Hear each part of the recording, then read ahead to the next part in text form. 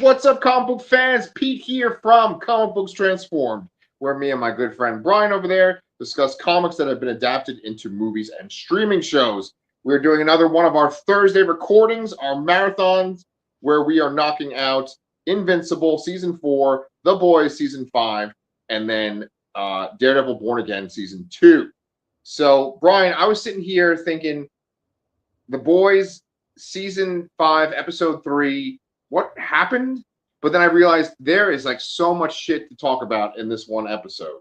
Yeah, a lot of stuff happened in this episode. It really feels like everything they set up off season has completely fallen apart at this point. Or give me some examples. Well, they had off camera. They had Starlighter was on her, working on her own, not on her own, but with her other people. And Butcher had Samir working on the virus, things like that. Everything that they did and set up, and any advantage they had has seemed to be gone now. Everything's kind of fractured now. Butcher's off on his own. I don't know if he's out of the fold necessarily, but he's off doing something. Starlight left, not Starlighter, Starlight. The virus is gone. Samir and Zoe are gone. Right. They good. Go ahead. No, I was going to say, and for a moment there, I actually felt like the virus wasn't going to work on Homelander, too. They've sort of added a new plot twist into this episode as well. Yeah, the episode is very focused on finding out where you can get the V1, the first version of V. I guess they call it V1? Is that what they said? They do. And I love how everyone's talking about, oh, can we use it? Well, you think it will save us? But nobody is really thinking about the fact that, like, it only worked on like 5 out of 1,000 people or something like that. Yes. I think it's kind of crazy that everyone's kind of banking on this. Homelander, especially, he's like, he's telling Ryan, like, I'm going to be immortal. Like, yeah, I won't be able to die. I don't need a successor anymore, which is ridiculous. Yes. That's kind of it. Well, that can segue right into the main thing that we should just get out of the way, which is how there's a scene in this show that the imagery in this scene almost like syncs up perfectly with the imagery in a really famous meme from this week, to the point where it's like disturbing. And so I won't even make you describe it, man, because it's just like, ugh, it just feels gross having to describe it.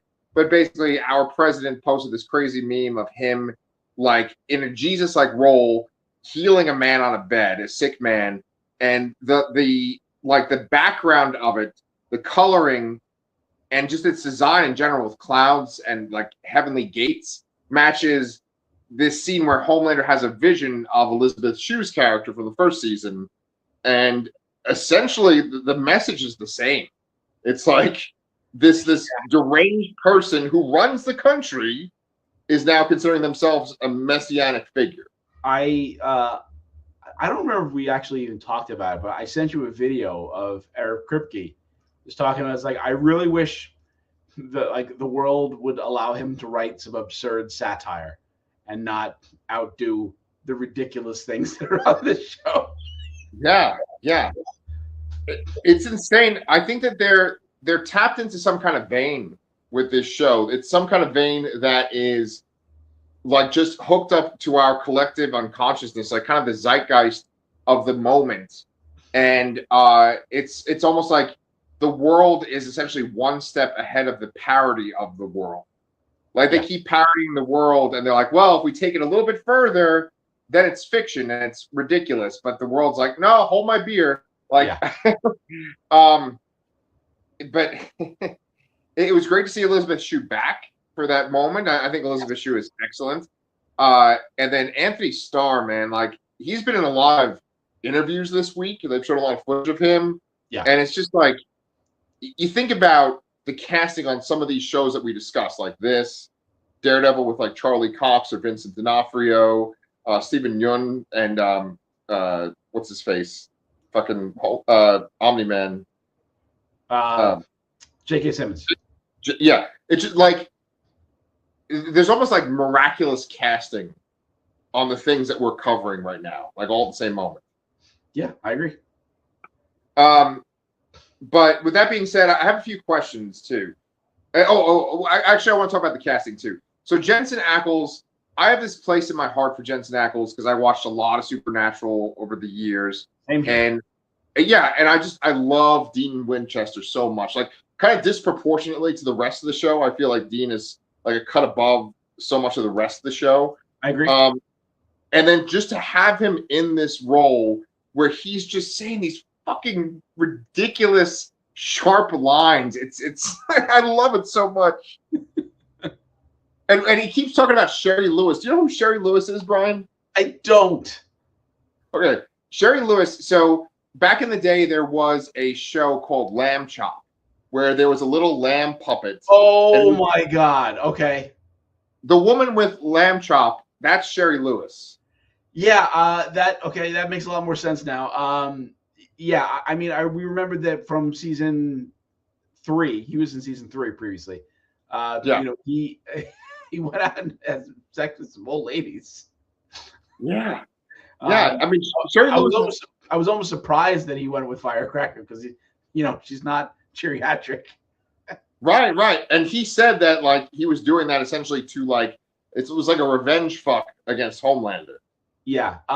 No, to kind of veer off of that slightly, there was a scene where I guess is it Sage is explaining something about the V1 and to both Homelander and Soldier Boy, and they say something to the effect of Stormfront, and then she said, you may know her as Liberty. And I'm kind of there was kind of like a look on Soldier Boy's face here. And I'm kind of wondering, like, does that mean that Stormfront is Homelander's mom? Oh wow. Ugh. Yeah, that's the next thought. Right. That is a really interesting thing to ponder. I mean, of course, with this show and with the source material itself, that makes a lot of sense. Who knows if they'll go that route? But I mean, they had to get their absurdity somewhere. Right. Well, I feel like that particular scene, I wanted to talk about it because I felt like that was a little bridge to their spin-off show, right? Because Stormfront's going to be in that show, right? Yes. Yeah. So that's why, like, I guess they didn't call her Stormfront back in the day. She was Liberty or whatever. Yeah, you're probably right. That is probably going to be a little nod to the spinoff there. We keep hearing little bits and pieces of Marie Moreau, and it's just I'm convinced they're not showing up in any capacity. And yes. I really wonder if there's even a possibility of a season 3, and what would it be about? Yes. Well, so yeah, let's talk about that kind of connective tissue between Gen V and this show, right? Because Dog Knocked was in this episode, and he's just from Gen V to begin with, right? Did he start?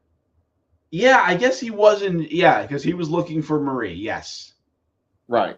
So they have him, and then they called her a she, but I felt like I don't know. I mean, I don't want to misspeak, but like I felt like the villain is like a transgender character. Like they're androgynous, at least. Let's just put it that way. Yeah, the one that was like the gray sweatsuit sort of. Yeah. Now that character is from The Boys. They called her she, so I'm going to say she. She was in that prison where they had sort of like villain suits. I think so. Yeah, she's definitely been on the show before in earlier seasons. Yeah. I wasn't even sure. Was she one of the people in the guard tower in the Freedom Camp? Absolutely. She blew up the guy on the fence. Yeah. Okay. So that brings up my next question. I have a couple of questions. There's a part where the invisible guy from the 7, his son, is fighting Huey, and they're wrestling, and then she comes in and she goes like this, and she blows up the invisible kid. Now, yes. That kind of confused me because it was like, did she intend to do that? Is her power like sort of vision based? And so she was like looking at Huey, but she actually just hit the invisible one. How'd you interpret that? I imagine it's similar to, Victoria Newman's power, where they explode the blood or some kind of microwave thing, but it has to, it's a physical force that you just can't see necessarily. So Maverick was standing in front of Huey, so that's why he got blown up and not Huey. Right. So there was no intention from her to kill Maverick. That was just an accident. I do not think so. Okay. That resolves another question. And then, like, since we're kind of jumping all over the place, I just want to address this too. Homelander's son, his name is Ryan. Oh, okay, it's pretty similar to your fucking name. Right. Ryan is not dead, right? I don't think so, no. Okay, that's the way I interpret it too, because like Homelander beats the absolute shit out of him. Butcher comes in and Butcher looks at him. His facial expression looks like he found him and he's dead. But then I could have sworn that I saw like his body move a little bit. Yeah, I think you saw his hand move or something like that. It was honestly, there was kind of like a few weird similarities with that between the 3 shows we watched. Like, Thragon almost killing Mark and then leaving him, to this scene where Homelander almost kills Ryan, and then that little hand twitch thing which we also see in the Daredevil episode as well, from this week, which we'll get to later. Yes. And yeah, there's that kind of that fatal flaw of the villain leaving a character alive where they could come back and essentially stop them later. Yeah. Yes. But just to kind of like get back on track, even I know I'm the one that like brought it off the rails, but like this episode, like you said, is them trying to find this V1 compound, which is essentially what kept Soldier Boy alive after he got exposed to the virus. And then we have this whole little subplot with the guy that's from Vought, who's in Breaking Bad. Stan Edgar. And so they're staying in a compound with him, and they have Maverick, the Invisible Kid, with them. But he's essentially like on the same page as the boys. He wants to find this V1. And then we have this like really great scene where MM is talking to him. And I feel like that scene is like straight out of the comics. It can't be, because Stan Edgar dies a while back. They kind of did a almost like a role swap with Stillwell and Edgar. So Mr. Edgar does die earlier on, I believe earlier on, and is Sitwell or Stillwell? Either way, that character persists a lot longer in the comic. So if that happens, I don't particularly remember. I don't honestly remember those characters interacting much with each other. Maybe Butcher does a little bit, but I think that's probably it. Okay. So that scene is maybe one of the most chilling scenes in the entire show, because Stan Edgar says it doesn't matter if you take out Homelander, you take out the rest of the suit, corporations still run the world. Everything has to be done to make a profit. So it's like a very nihilistic, bleak outlook, but it kind of sounds true. Yeah, no, it does, unfortunately. There's a lot of truth to that statement. Because I think that like there's parallels between this show and real life, and I think that people think if one particular person was no longer in power, then like the world would go back to being the way it was, but the implication is that there's just always going to be problems with corporations running the world. Yep, billionaires, corporations, all that money there is how we got this spot in the first place. So. Yeah, great. Let's see. Just trying to think of what other. Okay, so I'm driving in my car today, and I'm listening to my Amazon Music, and I hear "Rolling" by Limp Bizkit, and I'm like, yeah, it's waking me up. It's getting me pumped and ready for work. I hate to admit that. We're talking about watching the show on Amazon and begrudging billionaires for ruling the country, and then we're talking about listening on Amazon Music. We're doing a great job. Doing all this. Right? We are the underground. Oh God. Oh my God, isn't he a fucking Vought t-shirt on right now? And a fucking backwards red Vought hat, right? But I'm sitting there and I'm at a light and I'm like, oh my God, I'm listening to the fucking song that the Deep and the other soups were listening to in the car. Yeah, I like, to me, that like that's that's a very fitting song for that scene because the Deep is like the epitome of a douchebag. Right, Like, right. that song is like the anthem for that. I think. Right. And I was listening to it excitedly today. But No, it's not a bad song, but it's like like you could make that association. yes. One thing that we didn't really talk about last week was just how ridiculous the Deep has been this season, where he talks about like he's not even having sex with women. He's almost implying that it's gay to have sex with women. There's one ad where he's like tanning or heating up his like chode area too. It's just he brings it like luckily real life hasn't surpassed that. That's still like so ridiculous. Yes, that is still very ridiculous there, but it's played to perfection by Chase Crawford. Yeah, Chase Crawford. Um, I'm so glad that his character exists as the version in the comic is a lot more in the background. Is not as much a Aquaman stand-in as it is like almost like Black Manta, but he really is much more of a background character than anything here. I mean, I guess you can argue he's a background character too, but I think his effect is played up well and is used well in the show. Oh yeah. He really stands out, even though he's like an ancillary character. I'm just trying to think if there was anything else that's worthy of focusing on today. I mean, there was this one scene with Frenchie and Kimiko where I felt like this scene is just here because one of them or both of them are going to die.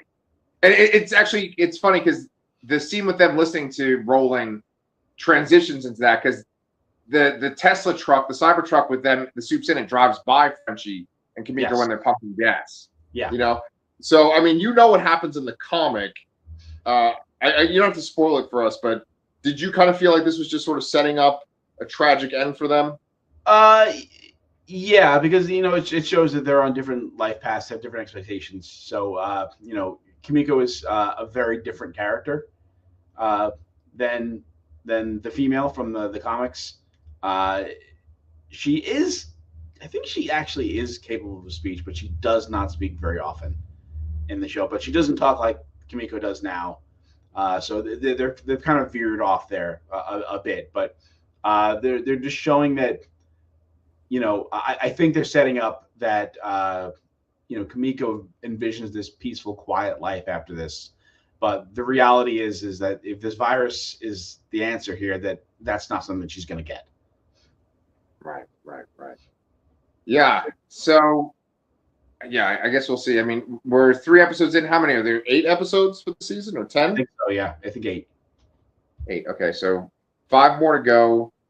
Stan Edgar is kidnapped by the end of this episode. He betrays the rest of the team, and then the Deep actually betrays Black Noir, and like goes to take credit for capturing Stan Edgar. Yes. And then go ahead.